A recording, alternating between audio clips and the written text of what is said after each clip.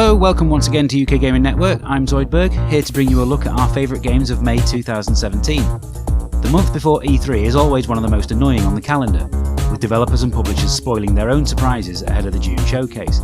This year proved no exception, with Ubisoft and Activision being the prime offenders. Can you imagine how much more exciting the show would be if Destiny 2 and Far Cry 5 had remained hidden for just a couple more weeks? Elsewhere, it's been business as usual, with plenty of new games for us to play and consider for the countdown. As usual, early access titles aren't included, so don't expect Gwent, Dead Cells or Oxygen Not Included to feature, as they're all brilliant but unfinished. Likewise too for re-releases such as Loco on PS4, a game which has been putting a smile on our face all month. But it's actually an 11-year-old game on a new system. We've played over 30 brand new games this month, so sit back and enjoy as we guide you through what we think are the 5 best.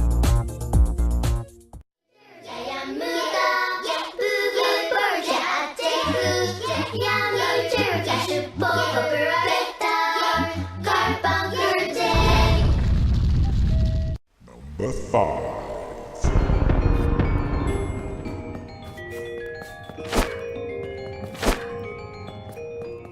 Sequels in gaming tend to favour the more of the same with added bells and whistles approach, but not World to the West.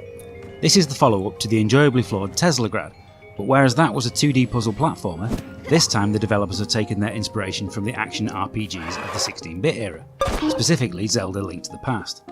It's a completely new story set in the same world, with a new set of 4 playable characters, each with their own abilities. The game does a terrific job of introducing to each of them, before unleashing you to discover how their abilities complement each other, to solve the many dungeons on the map. You'll always know which character you should be using each time you encounter a new problem or run into a dead end, and that can happen a lot thanks to the non-linear approach that allows you to explore new areas before the story takes you there. It's all wrapped up in some excellent visuals, and accompanied by an unobtrusive soundtrack that makes the whole thing a pleasure to play.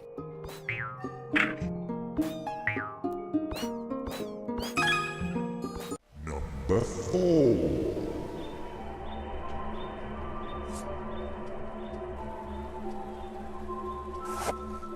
Even though it was tucked away in a small corner of the indie section, Tokyo 42 still managed to make a great impression on us at last year's EGX. Usually the level of expectation a 6-month wait can create results in disappointment when we finally get to play the finished product, but not this time. First thing that grabs you is the colourful isometric visuals, which have a bold, striking clarity to them, and that helps the world navigation be consistently interesting. Then there's the vibrant, life-filled world itself, which you can rotate freely with your shoulder buttons, and you'll discover more and more routes that you can use to your advantage by doing so. The gameplay itself is like a cross between the original Grand Theft Auto and Syndicate, the Bullfrog one, where you take on assignments in your quest to find out who framed you for murder. Just one thing, however, we recommend playing this on the biggest screen you can, as a lot of the text is pretty tiny.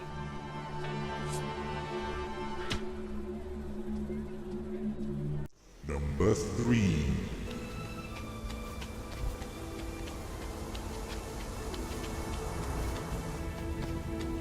When you're going to take inspiration from other games, you'd better make sure that they are titles that people remember fondly. And with Rime, the developers at Tequila Works and Greybox clearly know this, as it evokes memories of Ico, Journey and The Witness. This is a game that strikes a near-perfect blend of exploration, platforming and puzzles, and there's a real sense of discovery to your quest. Each of the 4 worlds has its own theme, and a set of environmental challenges that you need to overcome. While none of it will ever leave you completely stumped, the solutions are always satisfying. What's not especially satisfying though is the ending, which I'm not going to spoil here. The first playthrough took around 6 hours, and showed once more, just like Deadlight and the Sexy Brutale before it, endings are Tequila Works' weakness. With only 4 collectibles found during the first run, however, there's still plenty of reason for us to go back and explore the gorgeous environments to the full.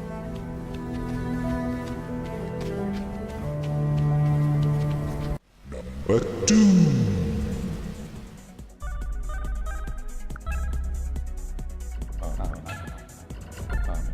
For 30 years, Jeff Minter has been a game development icon, producing a succession of brilliant games such as Llamatron, Attack of the Mutant Camels and TXK.